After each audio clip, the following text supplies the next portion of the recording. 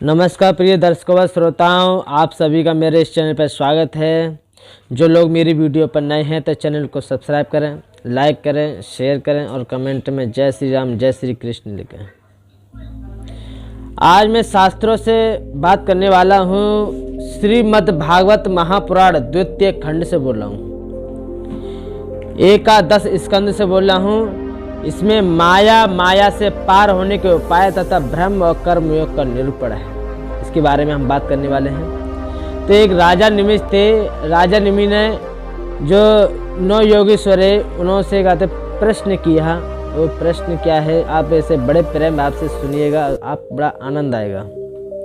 राजा निमि ने पूछा, भगवान सर्वशक्तिमान परम कारण विष्णु भगवान की माया बड़े बड़े मायावियों को भी मोहित कर देती है, उसे कोई पहचान नहीं पाता और आप कहते हैं कि भक्त उसे देखा करता है। अब मैं उस माया का स्वरूप जानना चाहता हूँ। आप लोग कृपा करके बताइए। योगीश्वरों, मैं एक मृत्यु का शिकार मनुष्य हूँ। संसार के तरह तरह के तापों ने मुझे बहुत दिनों से तपा रखा है।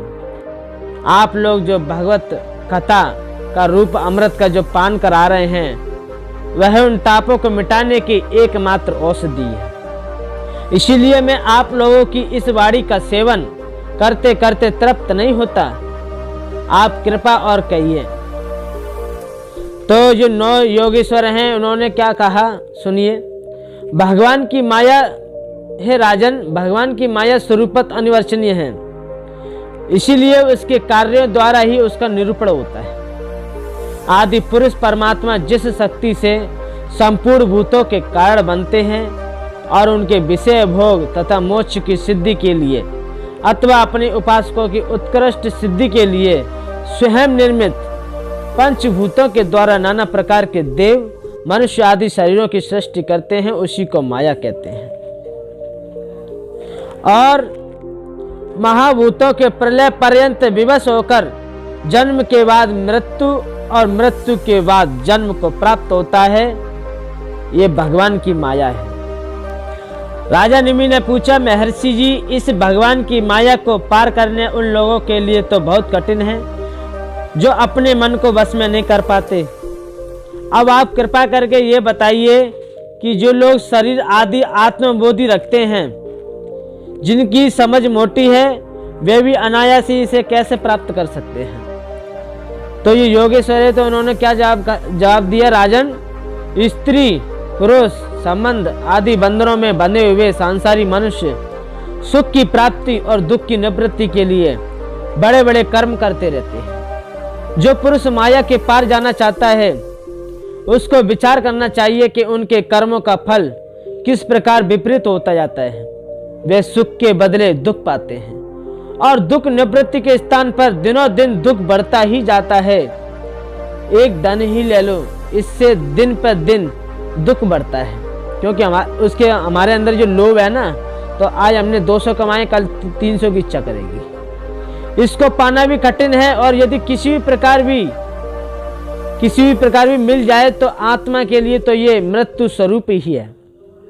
जो इसकी उलझना में पड़ जाता है वह अपने आप को भूल जाता है। इस प्रकार घर, पुत्र, स्वजन, संबंधी, पशुधन आदि भी अनित्य नाशवानी हैं। यदि कोई इन्हें जुटा भी ले तो क्या सुख की शांति मिल सकती है?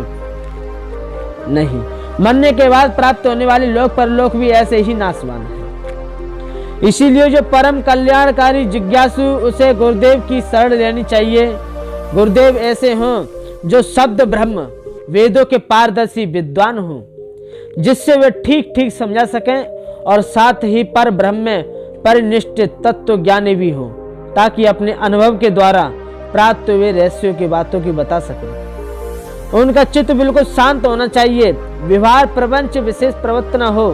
जिज्ञासुओं को चाहिए कि गुरुओं को अपना परम प्रियतम आत्मा और इष्ट देव माने, उनकी निष्कपट भाव से सेवा करें और उनके पास जाकर भगवत धर्म की, भगवान को प्राप्त कराने वाले भक्ति भाव के साधनों क्रियात्मक शिक्षा ग्रहण करें।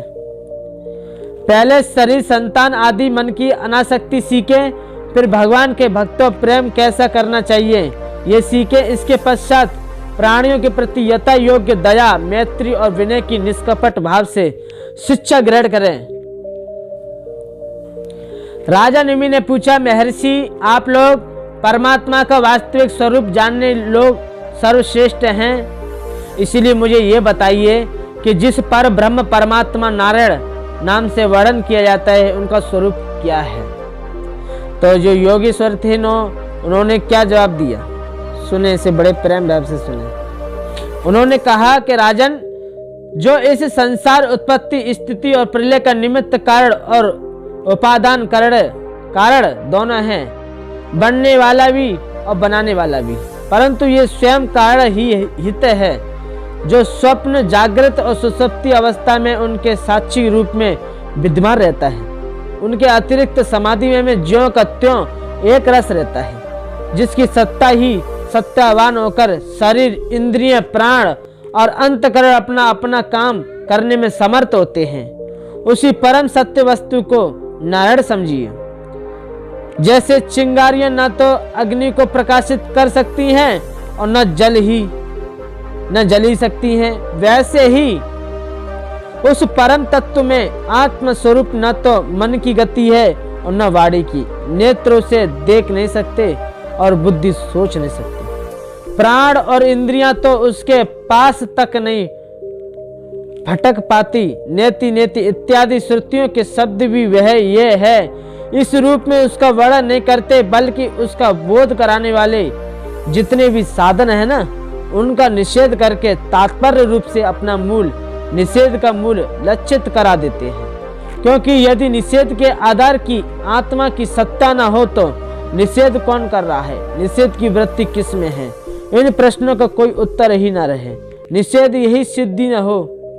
जब सृष्टि नहीं थी तब केवल एक वही था। सृष्टि का निरूपण करने के लिए उसी को त्रिगुण सत्व रज तम मही प्रकृति कहकर वर्णन किया गया। फिर उसी के ज्ञान प्रदान होने का महत्व क्रिया प्रदान दिया गया।